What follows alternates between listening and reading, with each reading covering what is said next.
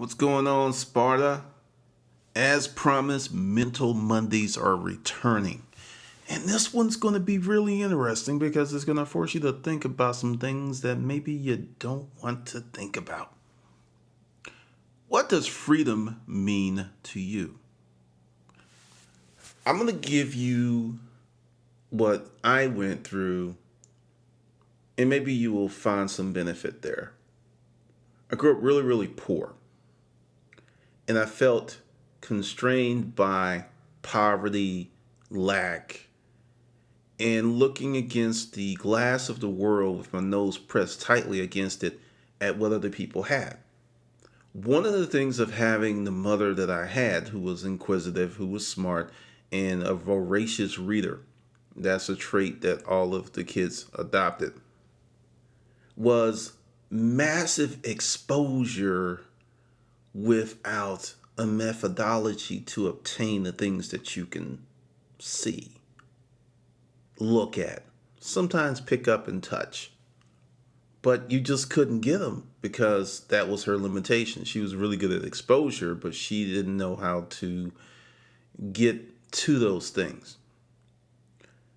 I remember talking to her about some things I wanted as a kid, and during the conversation, because I went to visit her yesterday for Mother's Day,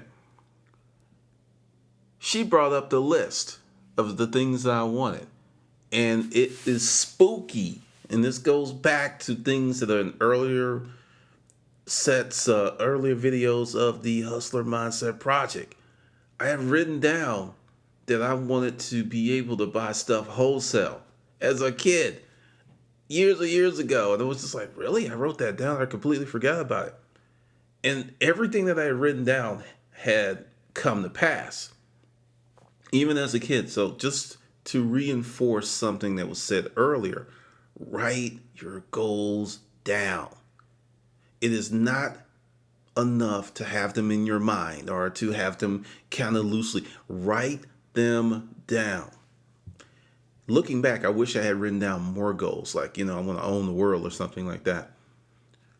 But just going through that exercise and looking at stuff and really realizing I thought I was moving forward in life to get money, to get things, when really I wanted freedom from poverty. Not necessarily to be a billionaire or a millionaire. I wanted freedom from poverty because it is a damning thing to see all of these things are in the world and to feel dysfunctional, to feel that something's seriously wrong with you because you don't have them. As I grew older, I realized I was defining myself by things and what I had and what I didn't have. But the thirst to still have those things was still there. And I was like, okay, how can I get them? And I started coming up with ways to get everything that I wanted at a discount. Who knew that would be the way that the world would go? Now, what does freedom mean to you? What does freedom mean? I mean, what is freedom for you? Because we all live in our own skulls. We all have these ideals of who we are, what we want, what we should be. Narratives are awesome if they're liberating, and they are the devil if they keep you in a mental prison. So with this Mental Monday, and this is the first one with an exercise, I want you to really ponder, what does freedom mean to you? My exercise in freedom is building businesses that provide me options to do what I want to do with my time. When I was in the military, I was a good troop. Didn't really get into too much trouble. Did get an Article 13, 15, whatever they call it, because I didn't do something correctly and I was on extra duty for like 2 months or something like that. It was always bumping up because it wasn't the power, it wasn't the money, it was the lack of choice that drove me nuts. I just wanted to have choice in what I was doing. It was just a part of my personality. I was telling someone that when I got out of the military, I actually sold all of my uniforms and boots. Some people will put their boots up on a power line just to get them up there. I've seen people throw them 3, 4, 5, 6 times just to get them just right. I didn't care. It was, I'm out of here. I did my duty. It was wonderful. And it's time to move on. And that's what I did. I moved on. But that whole notion of freedom is a personal development. What's freedom for me may be a prison for someone else, because my lifestyle is very stable. It's not really chaotic. And I'm very busy because I want to be busy. I push myself to do things because the opportunities that were before me are staggering.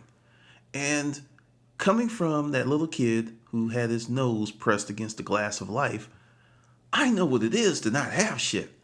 I know what it is to be hungry. I know what it is to be homeless. I know what it is to be so damn lonely you sit up on the stoop and talk to a crackhead for 2 hours because there's no one else around. That was my life of lack. I didn't really know that I could have made better. I did know I could make better decisions, but I didn't have the methodology or the process I have now. And I take from all those experiences as a grooming process for my life, because when I look at people today, they're doing these things, but they don't really know why they're doing these things, because many narratives, which used to be very good, are now harmful. Go to school, get a degree. Get married, raise kids. Now understand, getting married and raising kids is not harmful. Getting married to the wrong person because they're pregnant can mess up your life for a long, long time. I'm not going to say forever, ever, ever, as they outcasts would say, but it can be damning for a long time.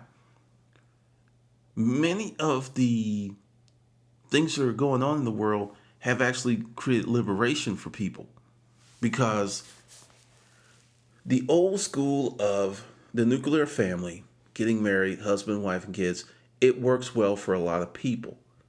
But it only works well when you have that man or that woman and they both have the exact same value system.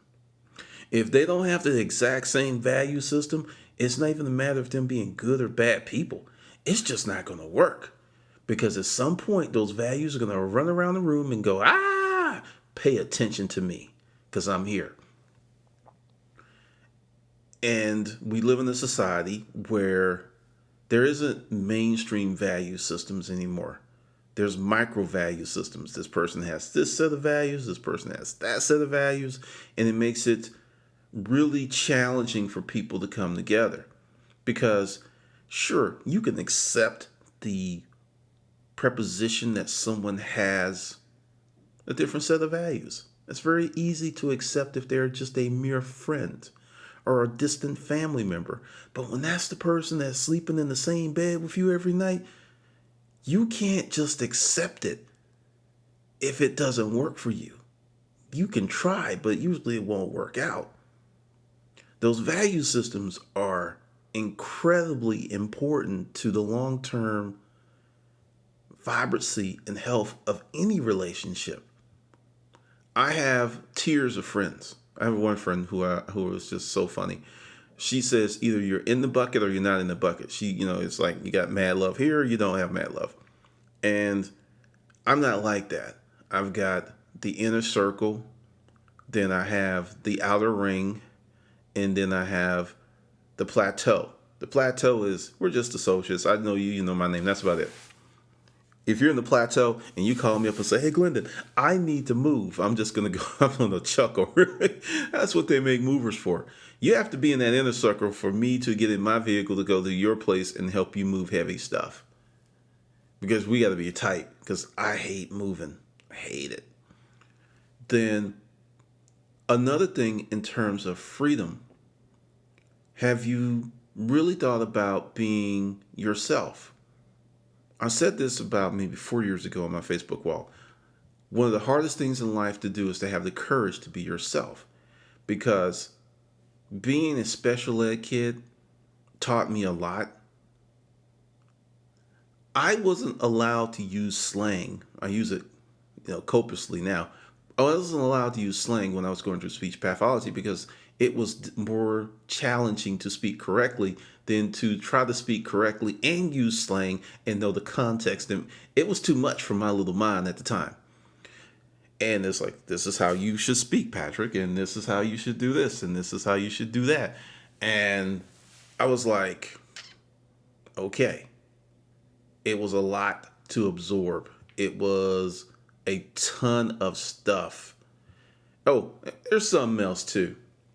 Now, it doesn't matter now because more and more people are giving me that look in public, and it doesn't. I just have to just come out with it. Like, my first name's Patrick, and there's this thing that's like, well, he's not putting out his name for a good reason, and it's true. Being a business owner, and when you're dating, when you meet women and they know that you are doing well, they respond differently to you. I've always been somewhat understated with that. Like, when I was in the store construction business, I wouldn't tell people I did. It's like, oh, I work in the warehouse, just to see them respond, because I wanted people to like me, not to like me for what I could do. Because I've had situations where they knew I owned a business and they kissed my ass and it was nice, but they didn't give a shit about me. So early in life, I went by Patrick, and when I went with Scheme Incorporated, and it really started with writing, because it was like, because I Googled it, or no, I actually Yahoo, when they used to go Yahoo, and Yahooed it, and Patrick Cameron was this hairdresser. I was like, I don't even want to be confused with the cat. So I chose my middle name, Glendon, which I hated for most of my life. And then I was like, well, that sounds like a nice writer name, Glendon Cameron. So I went with that, and that's how I introduced myself to the writing community. And it just seemed to work really well on the resume, and it did. I always got in, I always got the interviews. And I use it, well, I was using it for dating purposes because everyone Googles everyone. So I would meet someone and they would Google me and they couldn't find shit. They were like, what?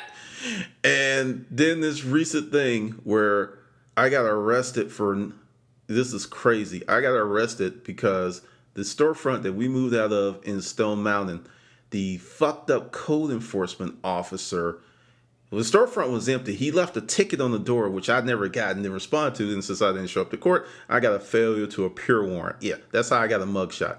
Most of my life, living a life of honesty and decency, and I get arrested for some shit like that.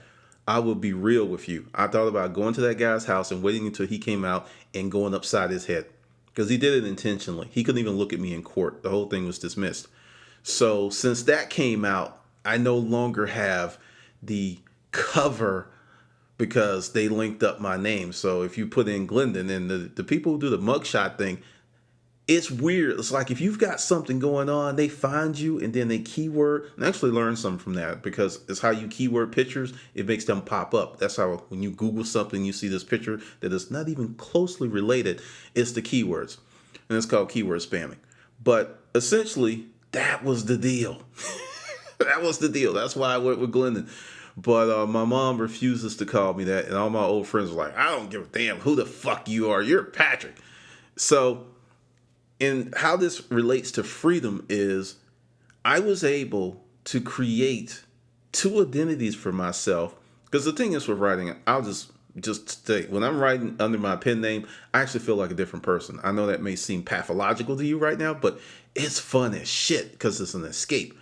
So that's the whole deal with the name thing.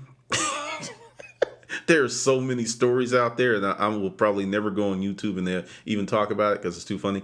But it taught me, going back to the special ed deal, it taught me how to deal with a lot of pressure from many different sources.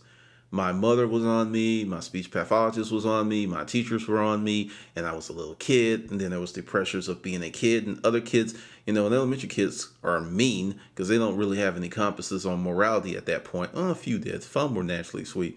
But I went through all of that stuff while learning to speak.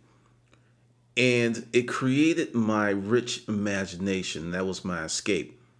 So I learned that with hardship and going through things, it produces something in you. Because I don't really believe that things make you stronger. I just think they make uncover what's really going on under there. They just uncover what's already there. Like my partner, and with her fight with cancer. I mean, she was a really strong person, and she went through it. And I will tell you a story that was so funny. When she was in hospice, and this was about 9 days before she died, went to visit her, and there was this really cute nurse, and we're just sitting there talking, and she knows she's dying, and we're just sitting there, and she's like, hey, I put in a good word for you, because she's kind of cute, and I was just like, huh? I wasn't even really thinking like that, because I'm sitting there like dealing with the gravity of the situation that you are going to be here real soon. I was that's just to show you what kind of person she was. Even at that moment, she was still looking out for other people. So with that, the whole level of freedom and this whole concept of defining yourself, of actually making choices that are going to be difficult, because if you are a straight-laced person, and then you go to your family and say, look, I'm going to go to the mountains and grow mushrooms, they're going to look at you like you're crazy. Creating freedom for yourself. When I left the storage auction business, I probably could have jumped back into it. Probably started writing July 17th. I was pretty much back up to speed by December. I probably could have got back into it around January, February. Probably could have. But I made a choice. And I think I mentioned it in the video before, and I'll tell it to you again. I actually had this conversation with God, and it's like, all right, this is the deal, God. And this is how we just get down. If I can make 50 grand a year, I'll do this writing thing. That was the threshold. The bar was set very, very low. I wasn't like, I got to make 100,000. I got to make two. No, because the thing is, with my financial abilities, my financial education, I can do a lot with 50 G's, because at that time, I didn't have any debt. Everything I had, I owned, and I had money in the bank. So, 50 large does a lot when you don't have it going out in all these different directions. So I made that deal, and it was based on freedom, because I really wanted to pursue that. That was a freedom choice. And understand, freedom has a cost. It has a cost. And that is what trips people up, because people feel that freedom should be free. And really, there's nothing in life that's free. There's opportunity cost for everything you do. When you breathe in oxygen, you produce other things. There's byproducts that are produced. There's systems that are produced. You produce waste. There is no free ride anywhere. There's always a cost of energy, or cash, or resources, or emotion. There's always a cost. So understand, if you really want to be free, the first thing that you must do is define what is freedom to you. That's the first step, because people it goes back to that story, Acres of Diamonds. I mean, the whole premise is this guy went out looking for something he already had, but because he didn't take the time to educate himself on what it meant to look for diamonds, what a diamond looked like in the raw, he walked straight past them. Some of you may have to just make a few changes in your life to be free, if you just dig deep and then examine that. So that's your goal. That's your task. This is your mission if you choose to accept it. Take a sheet of paper, and at the top of the sheet of paper, write, what is freedom to me? Take an hour and just freeze write. Just whatever comes to mind, write it down. Do not censor. Don't edit. Just write. I don't care if it sounds crazy. Just write. Just keep writing. Because when I do that, there's some stuff that I'm just like, wow, good thing this is going in the shredder. But in the middle, sometimes at the top, there's good stuff, because you're training your mind to produce. So take that sheet of paper at the top, what is freedom to me, and describe to you what's your ideal of freedom. Because like I said, mine is real simple. My ideal of freedom is the ability to have options and to be able to choose. Because for over half my life, well, more than half my life, I couldn't do it. I worked a job I didn't want to work. I was married to someone that I later on realized I shouldn't have been married to. And I had encapsulated myself in many different areas that I felt constricted, confined, and imprisoned because I didn't have options. And when I say options, this isn't about being flaky, going from one thing to another. It's about having the ability to choose what you want in your life. That's it. Having that option, creating an environment and creating a personal ecosystem where you can choose the life that you want versus having one thrust upon you or shoved down your throat. So that's your Mental Monday, something for you to ponder and chew on. All right, this is Glendon, and I will see you on the good side.